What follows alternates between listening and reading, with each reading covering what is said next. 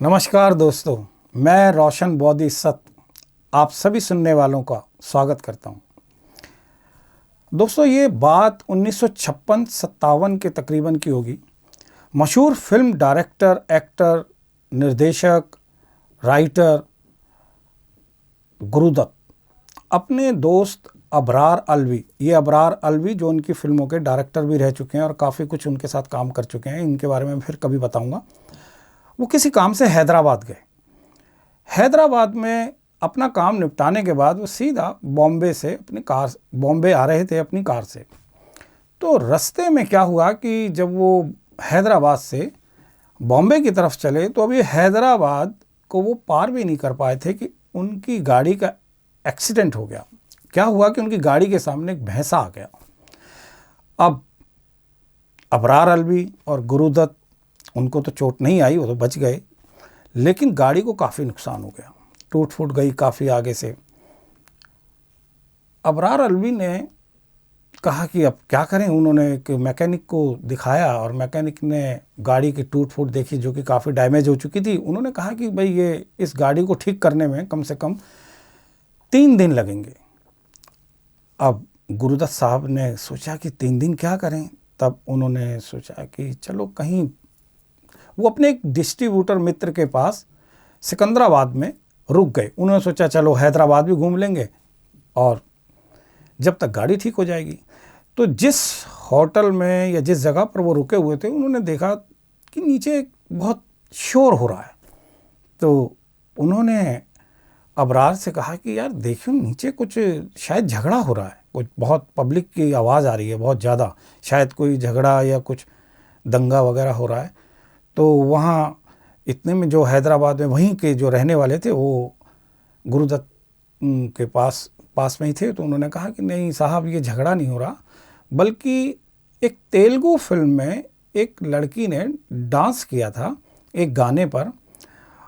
वो लड़की मद्रास से यहाँ अपनी कास्ट के साथ आई है, पूरी उस फिल्म की कास्ट के साथ।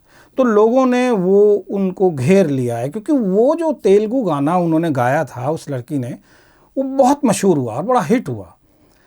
ये गाना एक ही गाना उनका डांस सॉन्ग था, क्योंकि उस फिल्म में एक लड़की को एक क्लासिकल डांस और उसके साथ साथ फिर वो गाना, इस सब के लिए, खाली उस डांस के लिए उस लड़की को लिया गया था। लेकिन वो गाना इतना मशहूर हुआ कि लोग पर्दे पर पैसे फेंकते, और अगर वो गाना जब ख़त्म होता तो वो बाकायदा वो प्रोजेक्टर रूम में घुस जाती पब्लिक और कहती इस गाने को दोबारा चलाओ, इस गाने को बार बार चलवाते। और इस तरह वो गाना बहुत गली गली में मशहूर हुआ। तो उन्होंने कहा साहब वो हीरोइन आई हुई हैं और वो उस गाने की जो डांसर हैं, तो लोगों ने उनको घेर लिया है और वो फरमाइश कर रही हैं जैसे ये गाना फिर गाओ, ये गाना फिर। तो वो फिल्म जिस तेलुगु फिल्म में गाया था, उस फिल्म का मुझे तेलुगु नाम, मैं तेलुगु बोल नहीं सकता, लेकिन उसका हिंदी मतलब था कि दिन फिर बदलेंगे।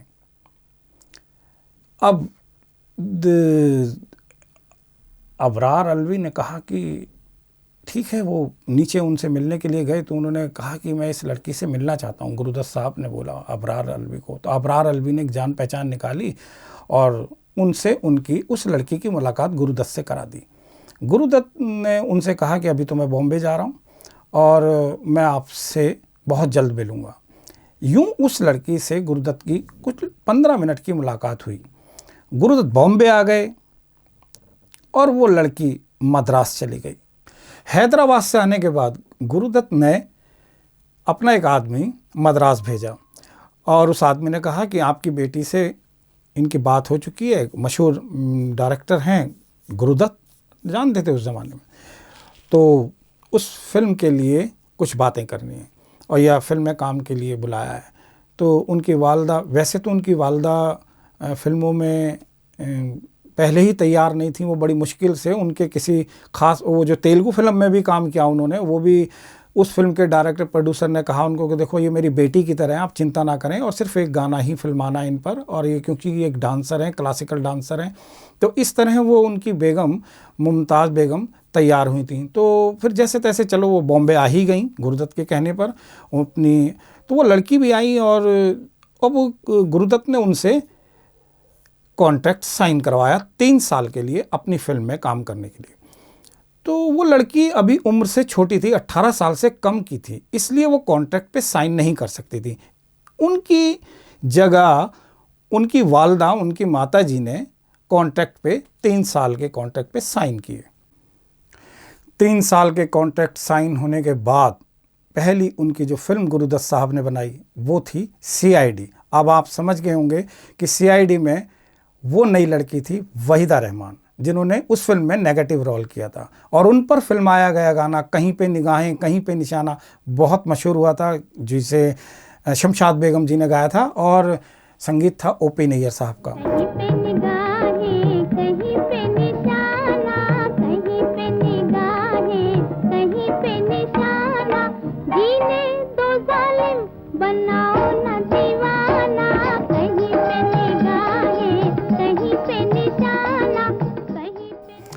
अब आपको मैं बताता हूं कि आप सोच रहे होंगे कि वहीदा रहमान का वो तेलुगु गाना कौन सा था जिससे वो इतनी मशहूर हुई थी और जिसकी वजह से लोग बार बार प्रोजेक्टर हाउस में घुस जाते थे, प्रोजेक्टर रूम में, और सिनेमा वाले को कहते थे कि ये गाना फिर चला, और पैसे फेंकते थे और वो गली गली गाना गूंज रहा था। वो गाना था कौन सा?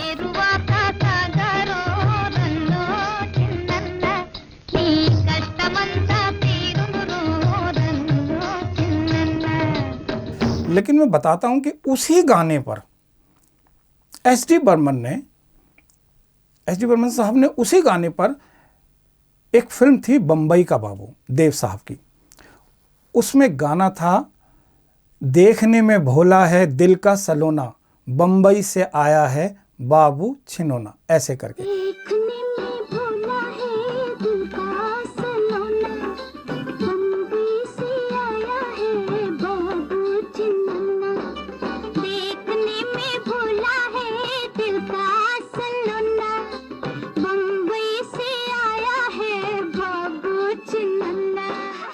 इसी धुन पर SD बर्मन साहब ने ये गाना बनाया था। तो ये गाने की धुन उस तेलुगु धुन की थी। अब रही बात लास्ट आखिर में कि इस तरह उस महान अदाकारा का, इतनी बड़ी अदाकारा का हमारी हिंदी सिनेमा में पदार्पण हुआ, आना हुआ, जिनके अदाकारी से हम सब जानते हैं कि कितनी मशहूर फिल्में उन्होंने दी हैं। तो अब मैं सोचता हूं कि जो वो फिल्म थी जिस पे उन्होंने पहला अपना ब्रेक दिया था गाने का, जो वो गाना गाया था, उस फिल्म का जो तेलुगु नाम था कि दिन फिर बदलेंगे। क्या कमाल की बात है कि उनके दिन हमारे हिंदी सिनेमा की किस्मत में लिखे थे। और दूसरा मैं सोचता हूं कि उस भैंसे को मैं क्रेडिट दूं जो गुरुदत्त साहब की कार के आगे आ गया। कमाल है, कुछ नहीं कहा जा सकता तकदीर का। खैर, आपको ये कहानी कैसी लगी? फिर मिलूंगा आपसे किसी दिलचस्प किस्से के साथ। जब तक के लिए नमस्कार, अपना ख्याल रखें। मैं आपसे इजाज़त लेता हूं। धन्यवाद।